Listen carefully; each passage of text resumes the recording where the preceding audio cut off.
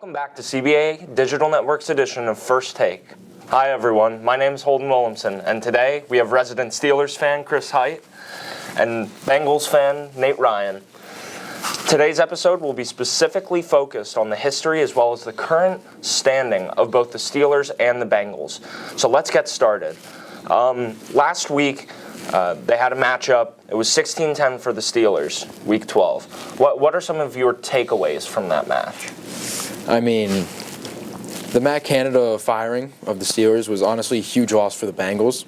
As a first time in over 3 years that the Steelers have had over 400 yards of offense, and Pat Freiermuth absolutely shredded the defense. The loss of Joe Burrow, I mean, heal up, Joe, but we need him back. Jake Browning obviously is not the truth. I'm starting to push for the idea, let's bring in Cam Newton.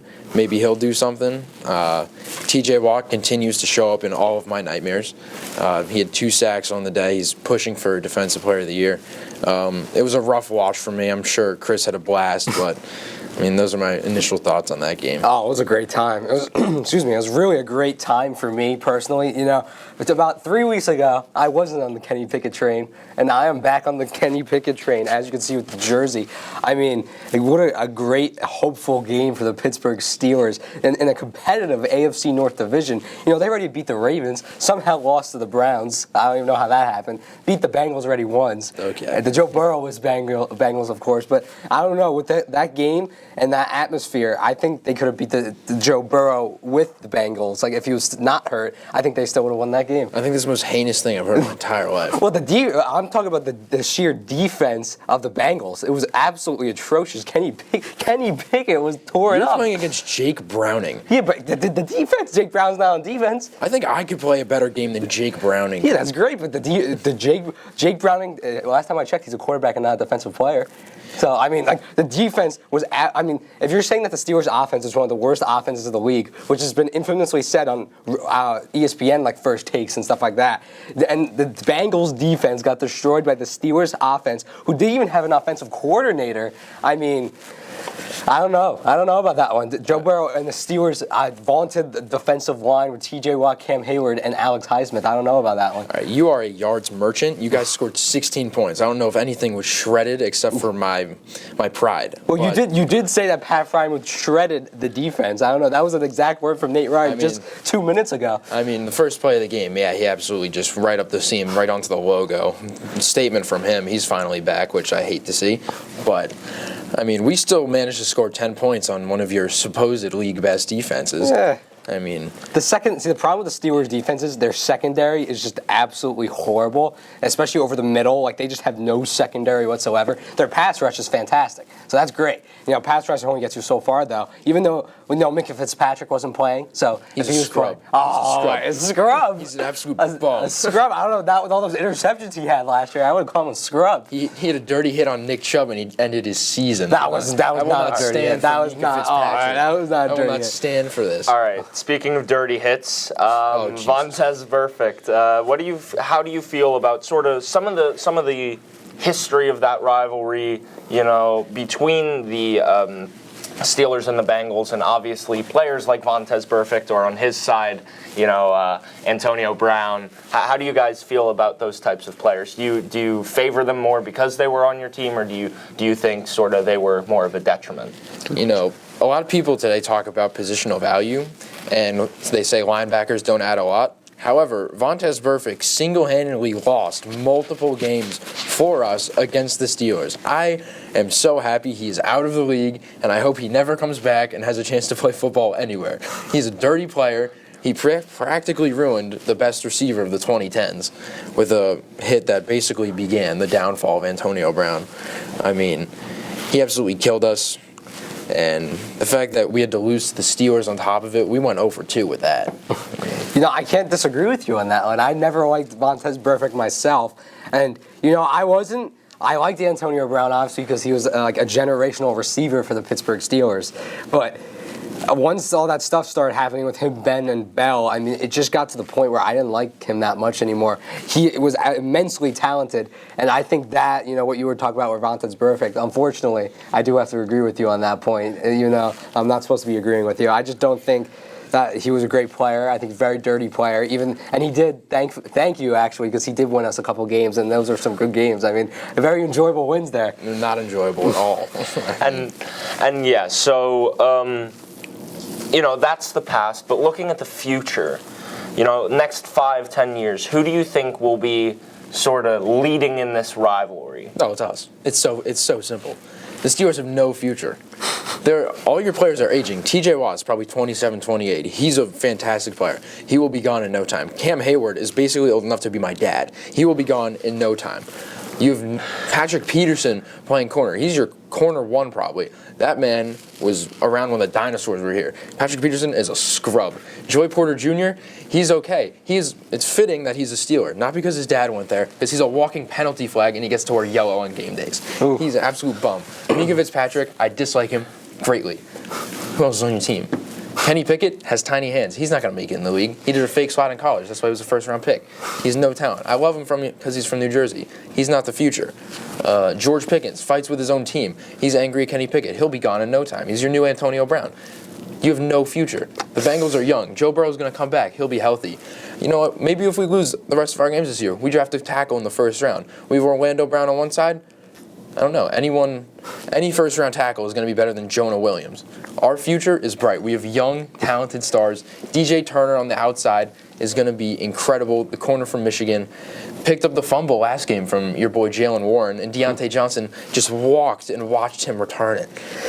Well, so I wouldn't say the cornerback room is very young, because cornerback one is actually Joey Porter Jr. As much as he does pass interfere, he is a rookie, still learning, and he actually has been better statistically in the last few games. And if you remember, in everybody's favorite AFC North team, the Baltimore Ravens, he had that absolutely clutch interception where, of course, Lamar Jackson threw an absolutely atrocious pass. I mean, that could have been the worst pass I ever saw, but it was to Joey Porter Jr. nonetheless. But anyway, we're not going to trash the Ravens here, because I think we can mutually trash the Ravens. We can trash the Ravens all day. But, I mean, the Pittsburgh Steelers, after not only this past week against the Bengals with no Matt Canada, but actually I'm going to go even further. So we're going to go the Ravens game, and now the Steelers versus Buccaneers game last year that I was at, where I got this jersey from. I saw potential in Kenny Pickett. Kenny Pickett, I've been a Kenny Pickett supporter since the beginning. I wanted them to draft him. I didn't like Malik Willis. I wanted Kenny Pickett. He was from Jersey. Really liked him. I was absolutely ecstatic when he drafted him. Same with Najee Harris, actually. But I think he has the absolute potential to be a team. And I think the Steelers do have potential in the next few years, whereas the Bengals, Joe Burrow, let's talk about Joe Burrow for a second.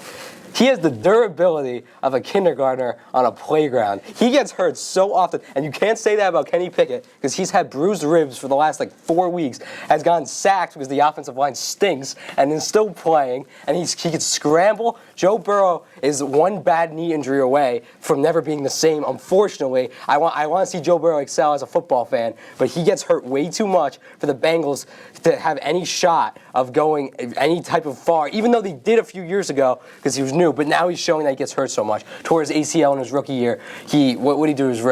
He tore a wrist tendon this year. Yeah. I mean, that's a bad injury. That's a bad injury that is really hard to come back from. And I hope he comes back from it, because I'm, again, a big football fan. I think your only sense of absolute guaranteed potential on the Cincinnati Bengals right now is Jamar Chase. Jamar Chase, fantastic receiver. He's the next big receiver in the NFL. But right now, especially since this defense that you were just talking about, obviously you'll get new guys, hopefully, because no one can stop Pat Freiermuth or cover him, apparently. I mean, you're doubling freaking George Pickens, but Deontay Johnson's open, who personally I don't like, as you also don't like him either, it seems like. I don't like Deontay Johnson very much, but he was open, got a lot of passes, and I was happy to see with Pat Freiermuth, who's another sense of potential. Even though he gets injured, still a lot of potential for Pat Freiermuth. But I don't know. I wouldn't say that. I would not count the Steelers out. I mean, definitely don't count the Bengals out. I'm not saying the Bengals have no potential, but the Steelers definitely have some potential in there to get in the AFC North, especially this year. I mean, they already beat the Ravens. Sorry, the Ravens once. They already beat them. They could beat them again. They're playing them, I think, week 17 of the season, which could be an important game. I mean, I think the Steelers have definitely a lot of potential in the division right now, and maybe not more than the Bengals, but I wouldn't count them out. And yes, Joe Burrow gets hurt way too much. I would take a hurt Joe Burrow over a healthy Kenny Pickett. Wow. 9 out of 10 Well, I mean, you could have took that last game, but you didn't, and the Steelers won. He couldn't throw a ball. Yeah, I know. Kenny Pickett can throw a ball. He couldn't get out of his hand. Kenny Pickett can throw a ball. I mean, Barely. I don't know. That was a great. Even though well, first of all, that Deontay Johnson called back touchdown was a touchdown. Mike Tomlin, classic not challenging the play that actually should be a touchdown, but that was a touchdown, that play. So that pass, that was one of the best passes I've seen from a Steeler in years, because Ben, in his last 2 years, couldn't throw the ball. So seeing Kenny Pickett throw that pass gave me so much hope, because it was an absolutely perfect pass. And even the Ravens last year, week 16, against and at prime time, it was New Year's Eve, and he threw a perfect pass to Najee Harris for the game-winning touchdown. Kenny Pickett is a fourth quarter quarterback, and I'm saying it right now, but he's getting better in the other quarters. I'm excited to see what he does. All right, so that's the future. Now let's look at two of the better quarterbacks that have played for both of these teams and sort of compare them. Ben Roethlisberger and Andy Dalton. What are your thoughts? Who do you think is better and why? I mean, I'm always going to defend the Red Rifle. He was our franchise guy for years. He got us decently far. I'm going to say that he wasn't perfect, and definitely the coaching from our old head coach Marvin Lewis did not help him. It's hard going up against Ben. I can't help but recognize that he's a Hall of Famer. He's one of the top quarterbacks ever, especially for this division. Andy Dalton he's Andy Dalton. You know what you're getting with him. He's no Ben Roethlisberger, but I mean, he did what he could for years. I mean, he gave us some hope. He won some games for us, but he's not Ben. All right, well, I mean, you already spoke to that, Nate. I thought I was going to have to scream at you about how Big Ben absolutely owned Andy Dalton for the last, 10 years before all this. But, Big Ben, my favorite player growing up, loved Ben, from the beginning. He was the reason I became a Steeler fan. I absolutely love Ben. He was just so good at escaping the pass rush. No one could tackle him. He's so big. And he actually kind of reminds me of how Josh Allen is now, minus, Josh Allen's actually in better shape. Minus the athleticism. Yeah, Josh Allen does have the athleticism over Ben there.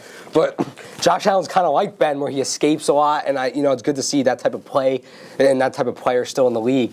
But, Ben, always my favorite quarterback. I always loved watching him. Even in the final years where he couldn't really throw that well anymore, it was great to see him still own the Bengals. That was great. And, Ben versus Andy Dalton, I think Ben wins that battle. We mutually agree on that one. I would have to agree. Yeah, there's no argument on that one. Final thoughts, Holden. What do you got? Yeah, so what are your projections for the end of this season?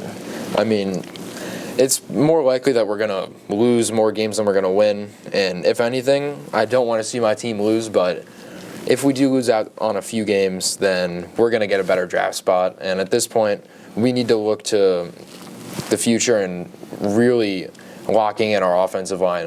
Our left tackle, Orlando Brown, signed him to a huge 4-year contract. I mean, the right side, we have Jonah Williams, former left tackle, former first-round pick, just not good. I can't be mad if we just lose out or lose most of our games and take somebody within the top 12 to 16 picks. That's where I'm looking. Well, I hope you guys have that losing mentality when we play you very much later in the season, where it's going to matter to us, because I think the Pittsburgh Steelers are at the very least, going to make the playoffs this year.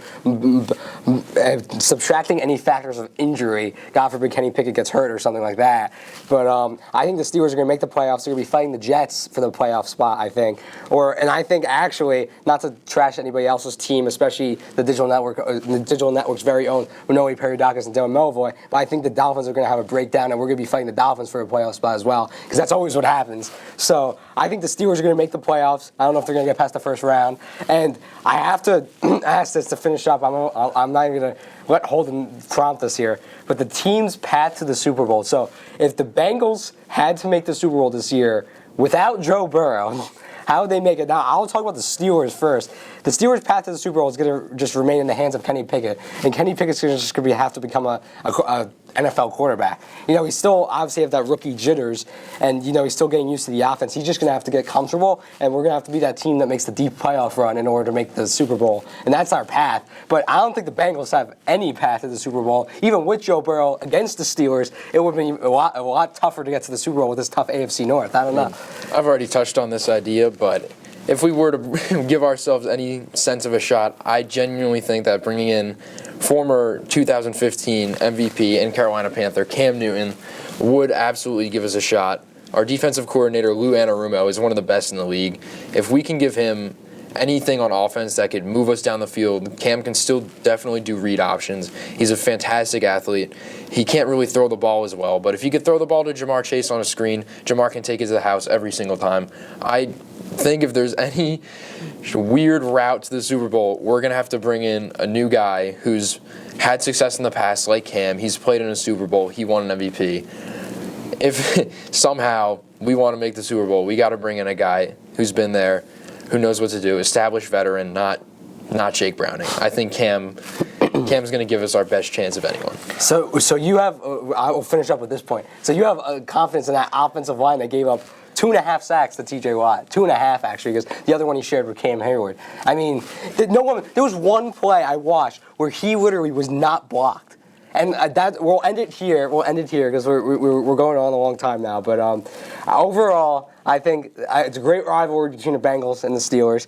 It was a good game, surprisingly, with no Joe Burrow. And I'm excited to see what the future holds for it. And I'm hoping we have a lot more arguments over this topic because I'm excited to argue with you more, Nate. Oh, I can't wait. All right, I'm Holden Williamson with Chris Height and Nate Ryan signing off for CBA Digital Network. Have a nice day.